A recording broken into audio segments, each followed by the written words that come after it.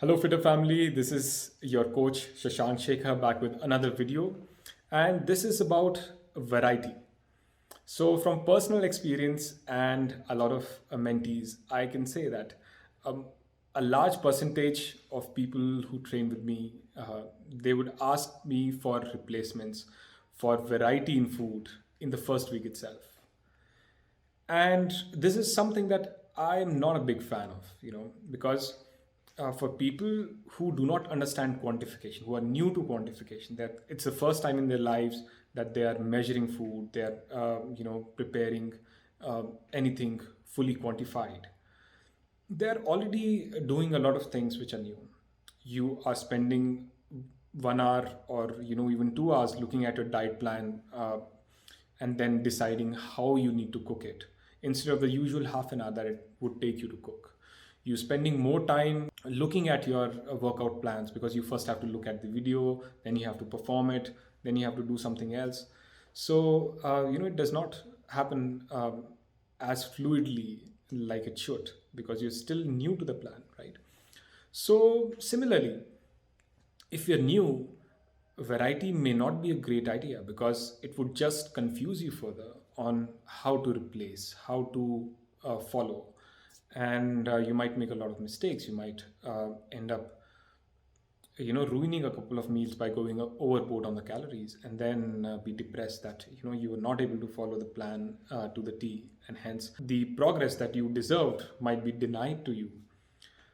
So keep it simple, at least for 1 or 2 weeks, till you really understand the concept of calorie counting, till you really are sure that what is the ratio of raw to cooked rice, what is the ratio of raw atta to cooked chapatis or dough.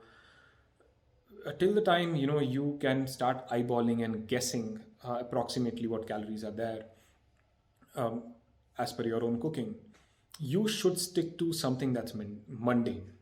And that's what I still do, even though I still have a lot of understanding of calories. Whenever I am going on a diet, I try to keep it very, very simple. I'll have probably the same breakfast, same lunch, same dinner, across the week. And if I have to change my breakfast, then I'll try to fix it 2 weeks earlier, and keep it same. That will, number one, minimize my cooking time. I can, marinate chicken or cook, rice for 3 meals at once or 4 meals at once. Keep it in the refrigerator. Now I don't have to think. I just know that that's already there in my refrigerator. It's sitting there. I just need to cook it. If you if you meal prep, or if you have prepared things earlier, you are less likely to be tempted to order from a Swiggy because your food is already there. So your Sunday or Saturday is already taken care of. You don't want to waste food. So keep it mundane. The less number of choices, the better.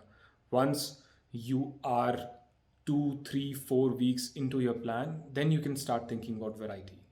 Then you can start creating an Excel worksheet of different 500 calorie recipes, different 300 calorie recipes, different breakfast variations which can fit your macros. So once you have those kind of recipes, those kind of formulas, it's very easy for you to improvise. You don't want to have meal X, so you immediately refer your spreadsheet and replace it with meal Y, replace it with meal Z. So these things, variety, it should come later in your plan. Of course, it does not apply to everybody. But people who are busy, people who are new to it, people who are already intimidated by the new changes that they have brought over to their lifestyle, they can at least gain, in the short term by following a more mundane and less variety plan. All right, so that's all. I hope you learned something new or you gained a new perspective listening to this video. Take care.